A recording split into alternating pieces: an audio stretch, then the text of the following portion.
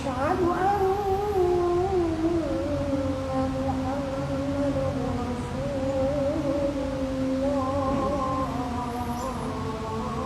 الله. حي على الصلاة.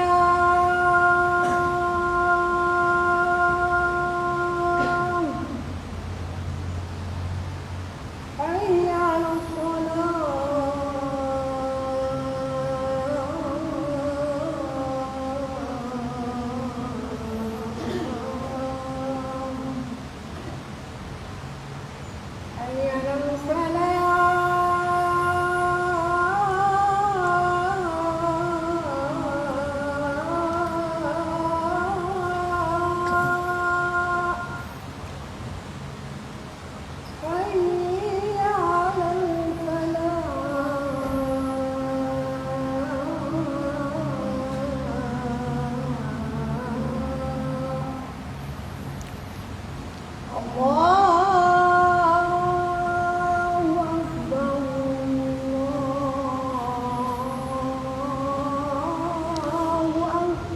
Allah.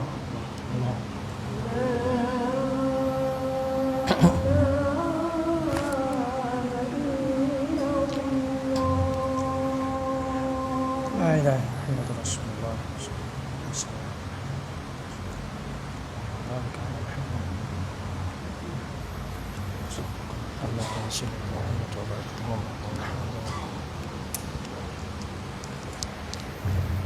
Alhamdulillahi Rabbil Alamin.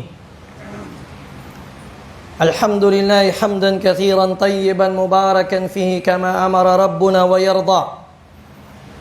Wa ashhadu an la ilaha illallah wahdahu la sharika lah. Wa ashhadu anna Muhammadan abduhu wa rasuluh. Allahumma salli wa sallim wa barik ala nabiyyina Muhammadin wa ala alihi wa sahbihi ajma'in. ومن تمسك بسنته واقتفى أثره إلى يوم الدين. عباد الله، أوصي نفسي وإياكم بتقوى الله، فقد فاز المتقون. فقال من عز من قائل عليما: يا أيها الذين آمنوا اتقوا الله وقولوا قولا سديدا يصلح لكم أعمالكم ويغفر لكم ذنوبكم ومن يطع الله ورسوله فقد فاز فوزا عظيما. واعلموا إن أصدق الحديث كتاب الله، وخير الهدي هدي محمد صلى الله عليه وسلم، وشر الأمور محدثاتها، وكل محدثة بدعة، وكل بدعة ضلالة، وكل ضلالة في النار. أيها المسلمون، نحن اليوم في التاريخ 13 من صومنا لشهر رمضان المبارك سنة 1443 من الهجرة. نسأل الله تبارك وتعالى أن يعيننا فيما تبقى لنا من أيام رمضان ولياليه. اللهم آمين. Mga kapatid sa pananampalataya, narito na tayo sa ika-13 na pag-aayuno natin sa buwan ng Ramadan.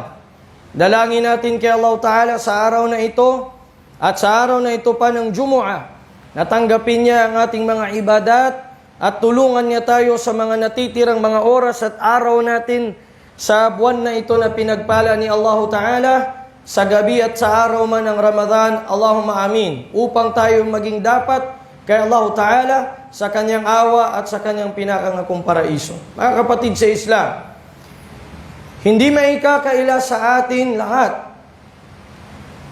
na ang Propeta Muhammad sallallahu alaihi wasallam at mismong si Allah subhanahu wa ta'ala sa Quran Al-Karim ay nakailang beses binabanggit niya sa atin ang mga halimbawa patungkol sa mga ahlul kitab.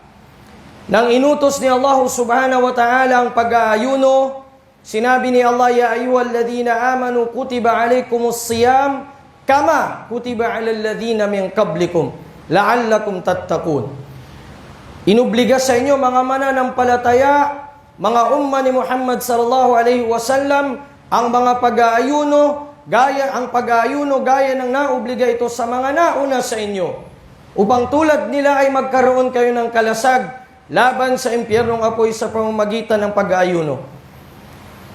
Ganon din ang mga ibra, durus, mga tinatawag na mga lesson na nangyari sa mga Bani Israel, parating pinapamukha at pinapasalamin sa atin ni Allah subhanahu wa ta'ala at ng Propeta Muhammad sallallahu alaihi wasallam sa hadith na iniulat ni Imam Tabarani sa kanyang sahih sa Tarikhul Kabir, at ito ay sinahi ni Sheikhul Albani. Sabi ng Propeta sallallahu alaihi wasallam, "Ballighu anni walau aya wa haddithu an bani Israila wala haraj." Sabi ng sugo sallallahu alaihi wasallam, ipaabot ninyo ang kahit isang aya, isang patunay mula sa akin, kahit isang hadith lamang mula sa akin, at kayo ay mangusap sa mga tao at ikwento sa kanila ang naganap sa mga angkan ng kasulatan. At ito ay walang pagkakasala kayong makukuha mula rito. Nangangahulugan mga kapatid na parating pinapasalamin sa atin ng Islam, ng Sharia natin, ng Propeta Muhammad sallallahu alaihi wasallam ang nangyari sa mga nauna sa atin, upang sa gayon ay maiwasan natin ang mga pagkakamali at mga subuhat, ang mga pag-aalinlangan na kung saan sila nangagkahulog ng mga nauna sa atin. Kanya, mga kapatid sa Islam, hindi maikakaila at hindi tayo pikit mata at kibit balikat at hindi sarado ang ating mga tenga at kaisipan sa nagaganap mismo sa araw na ito, na kung saan nangingilin ang mga kababayan nating mga Kristiyano na tinatawag nila itong araw ng pagkabayubay sa krus ni Isa alayhi salam. Ating matalakay ng kaunti ng bahagya ito upang mapagtibay natin ang ating akida at masuri mula sa Quran at sa Sunnah kung ano ang dapat na maging paninindigan ng mga umma ng Muhammad sallallahu alaihi wasallam sa mga ganire na mga paniniwala. Sinabi ni Allah subhanahu wa ta'ala sa Suratun Nisa, ang bilang ng aya ay 157. Bada a'udhu billahi minash shaitanir rajim wa qawlihim inna qatalna al-Masiha Isa ibn Maryam Rasulallah وَمَا قَتَلُوهُ وَمَا صَلَبُوهُ وَلَكِنْ شُبِّهَ لَهُمْ وَإِنَّ الَّذِينَ اخْتَلَفُوا فِيهِ لَفِي شَكٍّ مِّنْهُ مَا لَهُمْ بِهِ مِنْ عِلْمٍ إِلَّا اتِّبَاعَ الظَّنِّ وَمَا قَتَلُوهُ يَقِينًا. At sa pagsasabi ng mga Hudyo, hindi mga Kristiyano ang nagsabi nito, subalit ng mga Hudyo, na tunay na aming napatay ang Mesiyas na anak ni Maria, sugo ni Allah. At ito ang gawain na ng mga Hudyo noon pa, pinapatay nila ang mga propeta na mga nauna sa kanila o mga sinusugo sa kanila dahil sa ayaw nilang tanggapin ang daladalang risala o mensahe nito sa kanila. Kaya't sabi nila, nagtagumpay kami na aming napatay si Jesus na anak ni Maria, sugo ni Allah, Mesiyas na sinugo sa amin na Bani Israel. Ang sabi ni Allah, tunay na hindi nila siya napatay at tunay na hindi nila siya naipako sa krus. Wala silang ibang pinagkakawatak-watakan kundi ang bagay na kaduda-duda, pagkat sila mismo ay hindi nagkakaisa sa paniniwalang ito. At sinabi ni Allah, wala silang ibang sinusunod kundi ang hinala at pakiwari ng kanilang mga isipan, at tunay na hindi nila siya napatay. Pinabulaanan ni Allah Ta'ala ang pagpatay sa propeta na kanyang ipinadala sa kanila alayhi salatu wassalam. At ito ang pangunahing akida natin ng mga Muslim. Matapos nating paniwalaan at pabulaanan na si Isa ay Diyos kagaya ng kanilang sinasabi, tayo din ay nagpapabulaan na si Isa alayhi salam ay naipako nila sa krus para sa katubusan ng mundo o sa katubusan ng kasalanan ng mga tao. Tunay mga kapatid sa Islam na lahat ng mga propeta na ito, nabanggit nga ng Propeta Muhammad sallallahu alaihi wasallam sa hadith na naiulat kay Imam al-Bukhari rahimahullahu tabaraka wa ta'ala, na ang mga propeta ay magkakapatid. Sinabi ng Propeta sallallahu alaihi wasallam, al-anbiya'u ikhwatun li'allat ummahatuhum shatta wa dinuhum wahid wa inni awlan nasi bi Isa ibn Maryam. Ang mga propeta ay parang magkakapatid sa isang tatay at ang mga nanay nila ay magkakaiba. Ang relihiyon nila ay iisa. At ako, sabi ng propeta sallallahu alaihi wasallam, ang mas mayroong karapatan kay Isa sa sino man ng mga propeta. Bakit kamo? Li'annahu lam yakun bayni wa baynahu nabiyyun. Sapagkat walang anumang propeta o sino mang propeta sa pagitan ko at sa pagitan ng kanyang pagkakasugo. At sabi niya, wa innahu nazil. At tunay na si Isa alayhi salam ay darating. Isa pa ito sa ating akida, na si Isa alayhi salam ay babalik din. Kung yan ang paniniwala ng mga Kristiyano na babalik si Isa alayhi salam, tayo ng mga Muslim, pinapatunayan nating babalik siya. Babalik para alin? Para ideklarang siya Diyos? Hindi. Para ideklarang siya anak ng Diyos? Lalong hindi. Sabi ng propeta sallallahu alaihi wasallam, فَإِذَا رَأَيْتُمُوهُ فَاعْرِفُوهُ. Kung makikita ninyo siya, ay malalaman ninyo ano ang kanyang mga senyales. Rajulun marbu'un ilal hamrati wal bayad. Siya ay katamtamang, may katamtamang taas na uri ng lalaki. Hindi masyadong matangkad at hindi masyadong mababa. Ilal hamrati wal bayad. At ang kanyang balat ay nasa pagitan ng pula hanggang sa pagitan ng pula at ng puti. Alayhi thawbani mumassirat. Mayroon siyang dala-dala o suot-suot na dalawang na tinatawag na damit na sufra o yung yellow na damit. Ka'anna ra'suhu yaqturu wa in lam yusibhu balal. Ang ulo niya o ang buhok niya ay parang basa kahit hindi pa ito tumutulo doon ang tubig, kahit hindi ito natamaan ng anumang basa. Ito sabi ng mga muhaddithun, sabi ni Imam Tabari, rahimahullah ta'ala, ito ay pagsasabi niya si Isa alayhi salam ay napakalinis sa kanyang pananamit. Fayadukkus salib. Ito ang kanyang unang misyon na gagawin. Yadukkus salib. Sisirain niya ang krus na siyang naging dahilan ng pagshirk o pagtatambal ng mga tao sa mundo. Wayaktulul khinzir. At papatiin niya ang baboy na ipinagbabawal sa mga mananampalataya at ginawang halal ng mga kaparian sa kanilang mga membro. Wayada'ul jizya. Sa panahong ito ay aalisin niya ang tax na ipinataw ng Mahdi sa mga hindi Muslim, ang jizya para sa dawla ng mga Muslimin o gobyerno ng Islam. Sa panahong ito, dahil sa magmumuslim ang karamihan, wayad'un nasa ilal Islam. Magdadakwa siya sa mga tao na sila ay magbalik loob sa tauhid. Wayuhlikullahu fi zamanihi al-milala kullaha illa al-Islam. At pagkatapos ay wawasakin ni Allah ang lahat ng mga relihiyon na bukod pa sa Islam. Dito makakamaisa sa katuparan, وَيَكُونُ الدِّينُ كُلُّهُ لِلَّهِ, na ang din ay magiging kay Allah subhanahu wa ta'ala lamang. وَيُهْلِكُ اللَّهُ فِي زَمَانِهِ الْمَسِيحَ الدَّجَّالِ. At pagkatapos noon ay kanyang papatayin o papaslangin mismo si Masihud Dajjal na siyang Mesiyas na hinihintay ng mga Hudyo. Dahil sa pag-reject ng mga Hudyo kay Isa alayhi salam bilang Mesiya nila, sila ay tinakpan ni Allah ang kanilang isipan sa pag-aninag sa kabuktutan at sa katotohanan, at imbis na kanilang tanggapin ang totoong Mesiya, ang hindi totoong Mesiya ang paniniwalaan nila, at yan ang iniintay nila, inaantay nila, kaya nila sinasakop ang Filistin hanggang ngayon. Yan ang inaantay ng mga Hudyo, yung Masihud Dajjal na ating sinasabi. Kanya, pagpapatuloy, sabi ng propeta, thumma taqa'ul amnatu alal ard. At mangyayari ang kapayapaan sa ibabaw ng lupa. Walang gira, wala nang anuman, hatta tarta'ul usudu awil usudu ma'al ibil. Hanggang sa maaari na ikang magtabi sa pagtulog ang mga leon at ang mga kamelyo. Wan nimar ma'al bakar. At ang mga tigre, maaari na silang nagtatabihan na silang matulog kasama ang mga baka. Wadhi'abu ma'al ghanam. At ang mga lobo kasama ang mga kambing.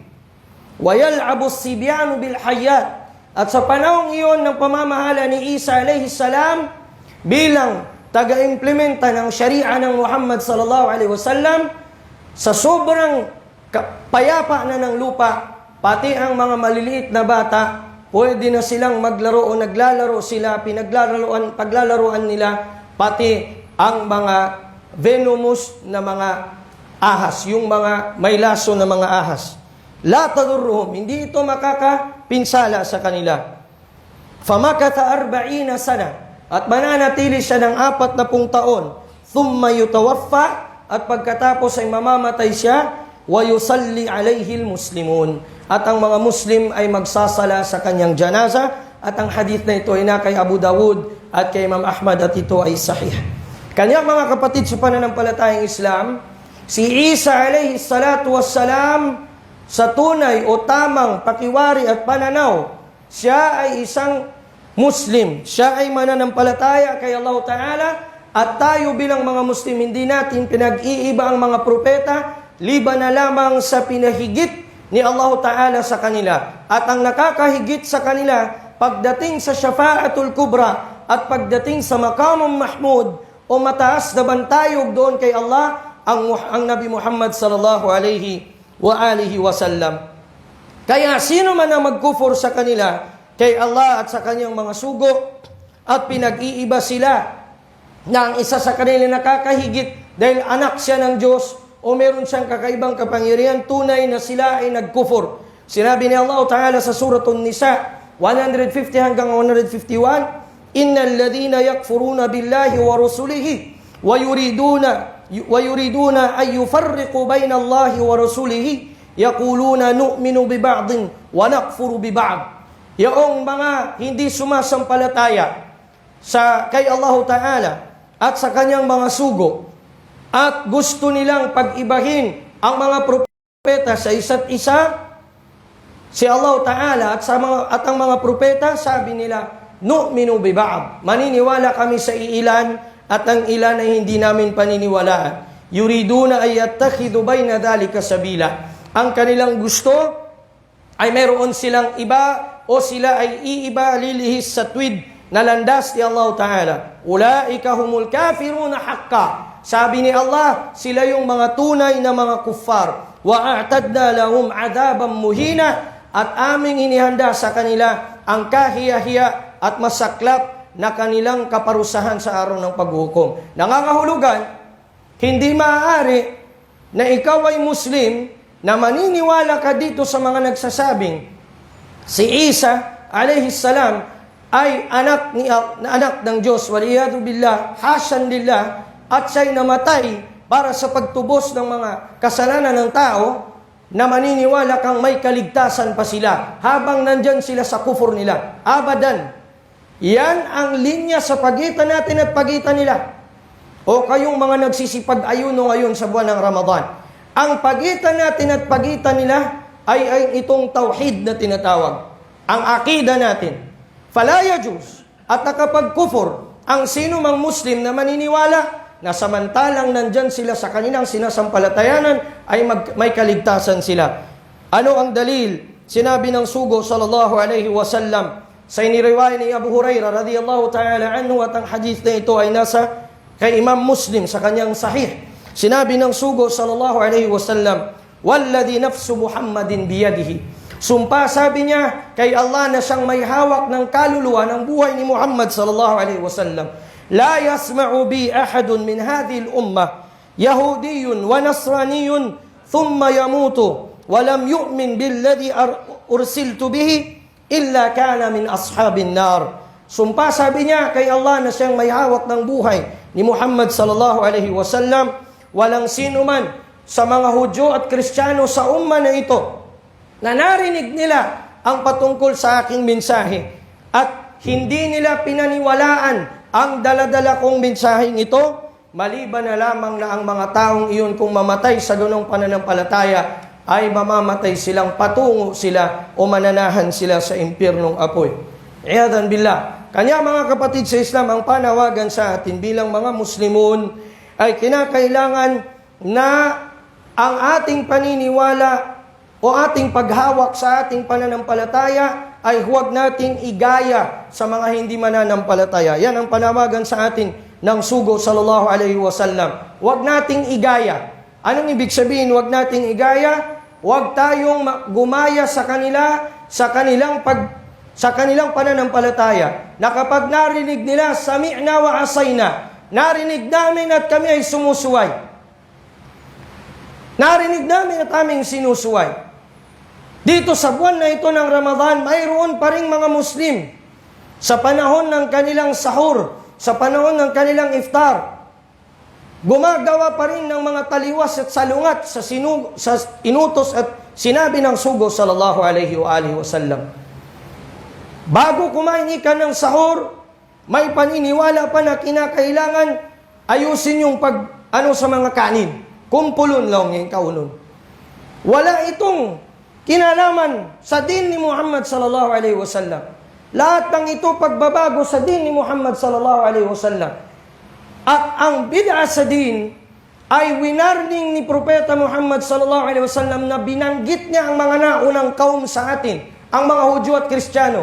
Gusto niyang ipabatid, tignan niyo sila, anong nangyari sa kanila dahil hinaluan nila ng ibang aral kung ano ang sinasabi sa Quran at sa Hadith. Kanya sila nangaligaw. Kaya sila nangaligaw. Ang sabi ng Propeta sallallahu alaihi wasallam sa riwayat ni Imam Muslim, la tatabbi'unna sunana man kana qablakum. Tiyak, sabi ng Propeta, na inyong susundin at gagayahin ang yapak ng mga nauna sa inyo. Shibran bi shibrin, dhiraan bi dhira'in. Dangkal-dangkal kayong susunod sa kanila at dipa-dipa kayong susunod sa kanila.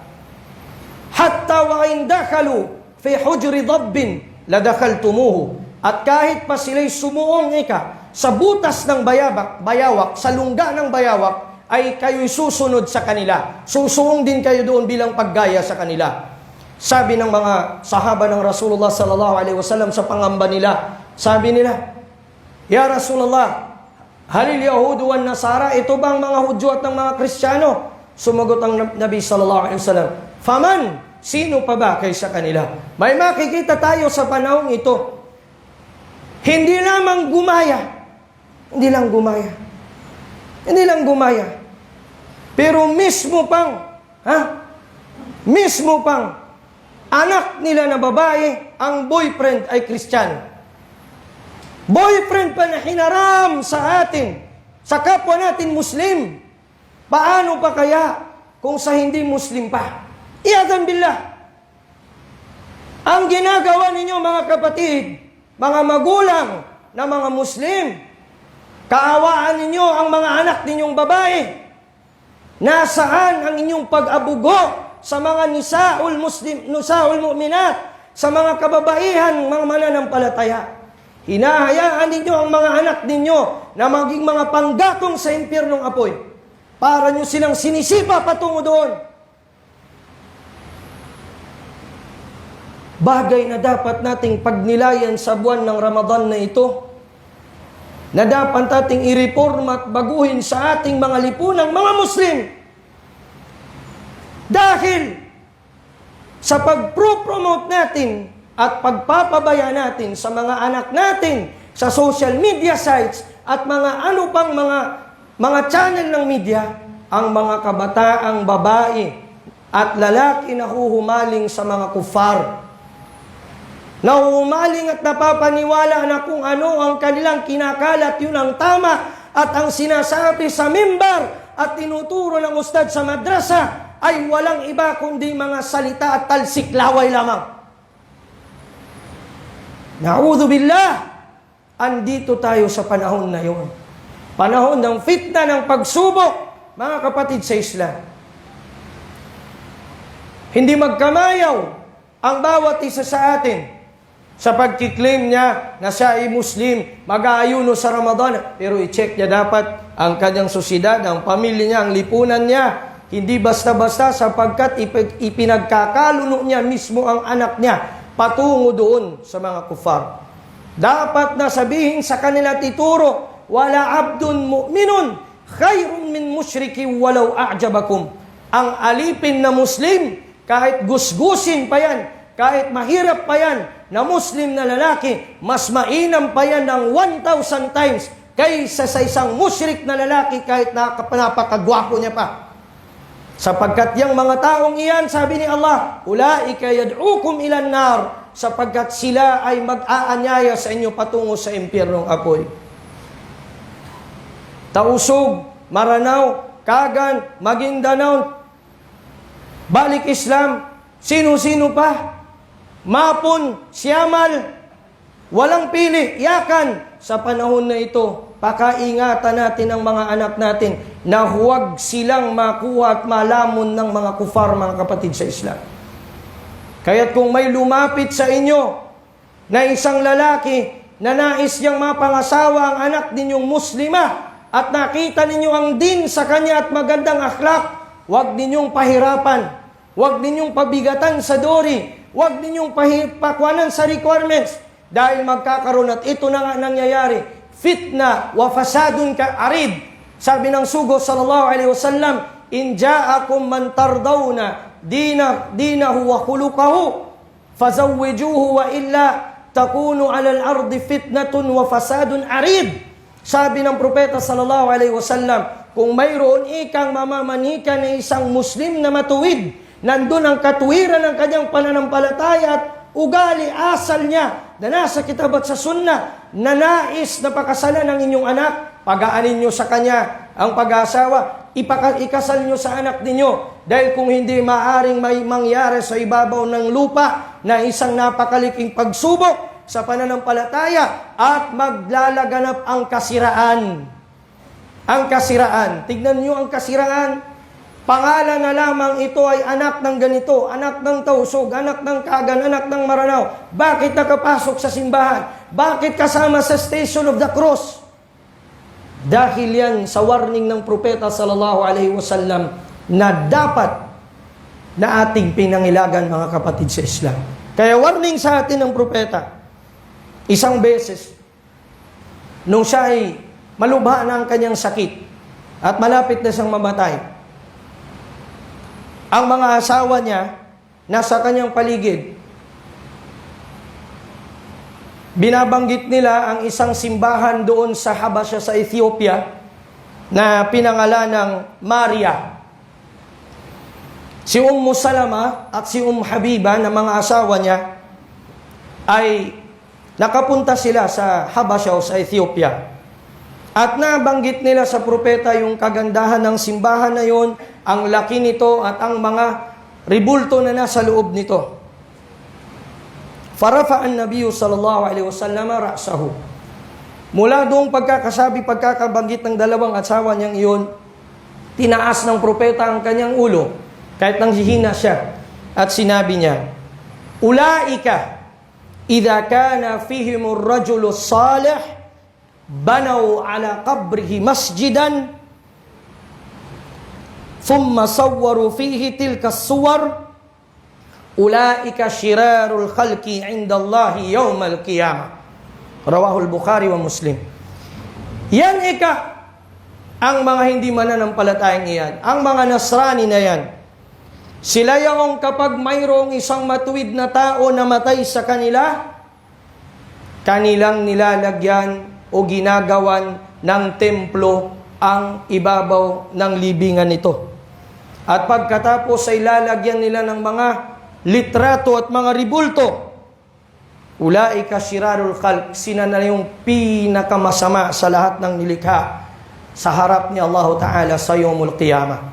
Ito ang dahilan, mga kapatid, na si Propeta Muhammad sallallahu alaihi wasallam nung pumasok siya sa Makkah, nagtagumpay ang mga Muslim, inutos niya kay Ali radhiyallahu ta'ala anhu. Anong inutos niya?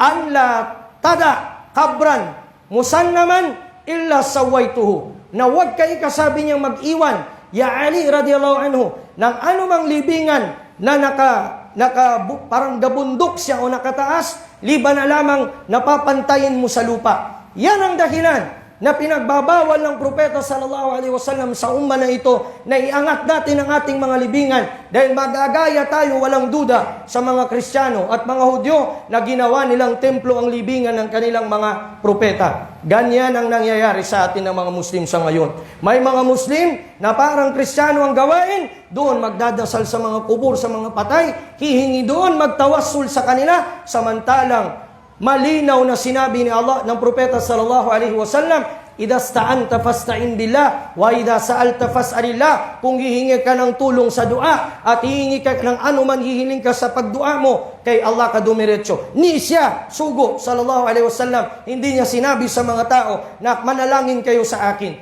Bagkos manalangin kayo kay Allah subhanahu wa ta'ala.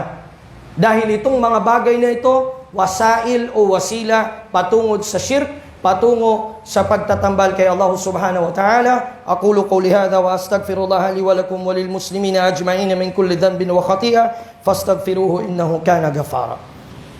Astaghfirullah. Astaghfirullah. Alhamdulillah wa kafa.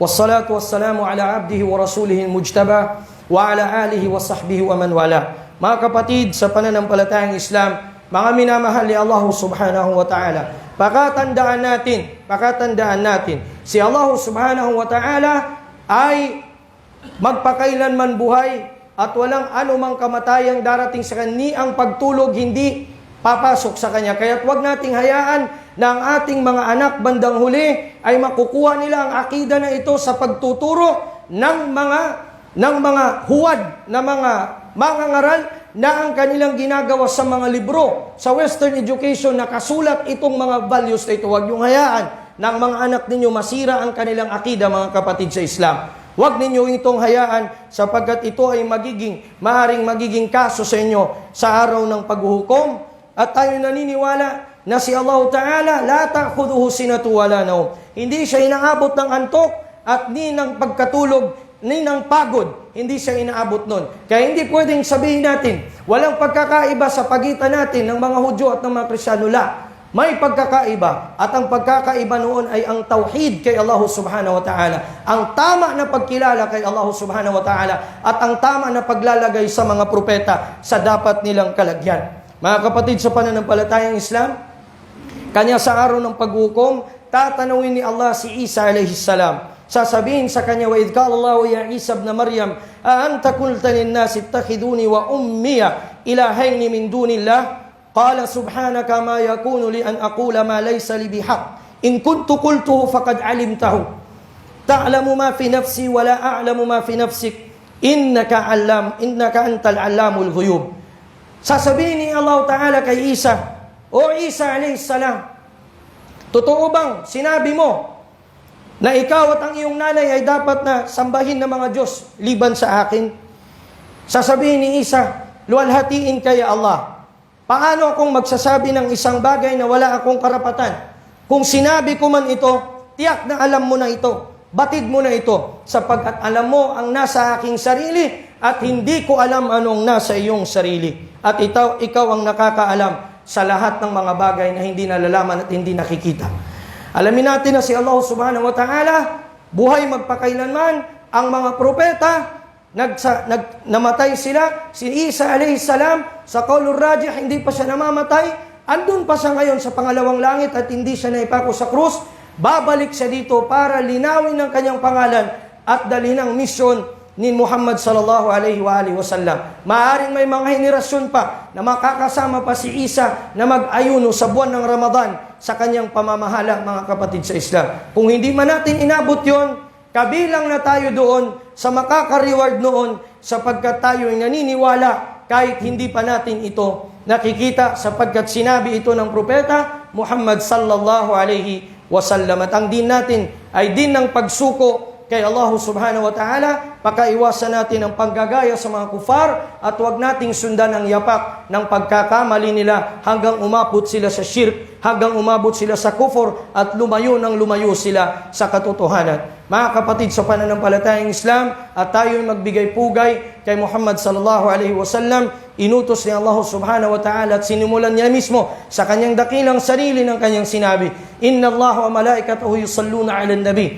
Ya ayyuhalladhina amanu sallu alaihi wa sallimu taslima. Allahumma salli wa sallim wa barik ala nabina Muhammadin wa ala ali Muhammadin kama barakta ala Ibrahim wa ala ali Ibrahim fil alamin innaka Hamidum Majid. Warda an khulafa'ina ar-rashidin, an Abi Bakar wa Umar wa Uthman wa Ali, وعن بقية صحابة رسولك صلواتك وسلامك عليه ورضاك عنهم أجمعين. اللهم أعز الإسلام والمسلمين وأذل الشرك والمشركين. اللهم انصر من نصر دينك واخذل من خذل دينك يا رب العالمين.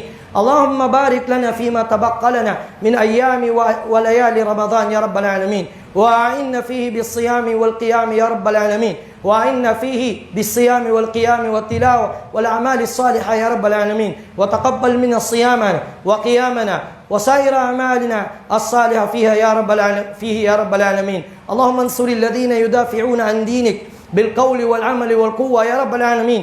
وحد صفوفهم مع علمائنا علماء أهل السنة والجماعة الذين يدعون الناس إلى الكتاب والسنة يا رب العالمين. اللهم لا ترفع بأعدائنا راية واجعلهم لنا آية يا رب العالمين. وصل اللهم وسلم وبارك على نبينا محمد وعلى آله وصحبه أجمعين والحمد لله رب العالمين. عباد الله قوموا إلى صلاتكم.